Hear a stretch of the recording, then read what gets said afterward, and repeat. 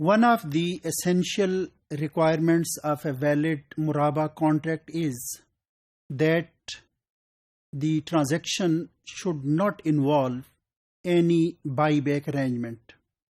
یعنی مرابحہ اس طریقے سے نہ کیا جائے کہ وہ عملاً بائی بیک کا معاملہ بن جائے. بائی بیک کو اس وجہ سے منع کیا گیا ہے کہ بائی بیک کے تحت یا بائی بیک کے ذریعے جو سیل ہوتی ہے وہ ایکچوئل سیل نہیں ہوتی، وہ ایک فکٹیشیس سیل ہوتی ہے. سیلر کا مقصد کوئی چیز بیچنا نہیں ہوتا، بائر کا مقصد کوئی چیز خریدنا نہیں ہوتا. اس کا جو الٹیمیٹ پرپز ہے یا اس کا جو مقصد ہے وہ سودی لینڈنگ ہے. یعنی بائر وہ در حقیقت یا پارٹیز میں سے ایک پارٹی در حقیقت سودی لینڈنگ کا معاملہ کرنا چاہتی ہے. یہ بات قابل ذکر ہے کہ پاکستان میں بائی بیک فائنینسنگ بینکوں میں 1980 کی دہائی میں متعارف ہوئی. اس کی صورت یہ ہوتی تھی کہ ایک کلائنٹ یا کسٹمر جسے سودی قرض کی ضرورت ہے وہ بینک کے پاس جاتا اور اسے وہ اپنی کوئی چیز فروخت کرتا. فرض کریں کہ وہ اپنا فرنیچر 50,000 نقد پہ فروخت کر رہا ہے. وہ فروخت کر کے اور فوری طور پر 50,000 روپے حاصل کر لیتا. پھر اس کے بعد اسی سیشن میں اسی وقت یہ کلائنٹ بینک سے اپنی وہی چیز یعنی فرنیچر 60,000 میں 6 ماہ کے ادھار پہ دوبارہ وہ خرید لیتا. اب نیٹ ایفیکٹ یا کہ ریزلٹ اس ٹرانزیکشن کا یہ ہے کہ کلائنٹ نے گویا کے 50,000 روپے قرض کے طور پر لیے اور وہ 6 ماہ کے بعد بینک کو 60,000 روپے واپس کرے گا. جہاں تک فرنیچر کا تعلق ہے، نہ کلائنٹ کا مقصد فرنیچر کو بیچنا تھا اور نہ بینک کا مقصد اس فرنیچر کو خریدنا تھا. اس بنیاد پر اسلامک لا میں بیع لینا یا بائی بیک ایگریمنٹ کو ناجائز قرار دیا گیا ہے. اس حوالے سے احادیث موجود ہیں. فیڈرل شریعت کورٹ نے 1991 میں اس کے حوالے سے ایک تاریخ ساز فیصلہ دیا.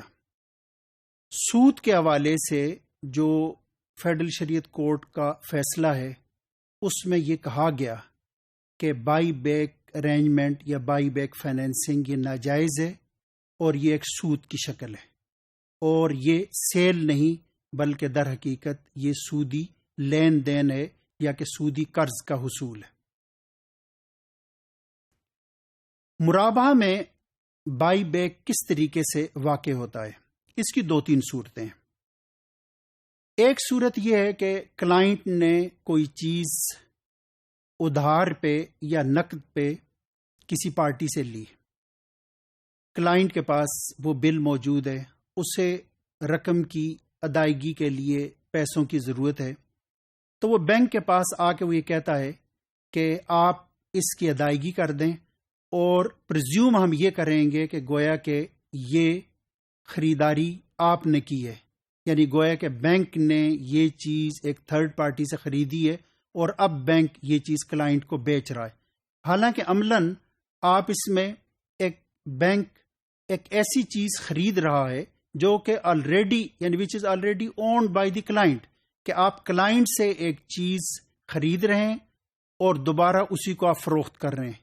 مثلاً جس وقت آپ اسے 50,000 روپے کی ادائیگی کر رہے ہیں تو وہ جو سبجیکٹ میٹر ہے یا کموڈٹی یا گڈس وہ تو آلریڈی اس کے پاس ہیں اس کی اونرشپ میں، تو گویا کہ 50,000 روپے پہ بینک نے وہ چیز نقد پہ خریدی ہے اور پھر اس کے بعد دوبارہ اسے بیچ دی ہے 60,000 پہ یا 70,000 پہ 6 ماہ کے یا 3 ماہ کے ادھار پہ. تو اس لحاظ سے یہ ایک ناجائز سیل ہے.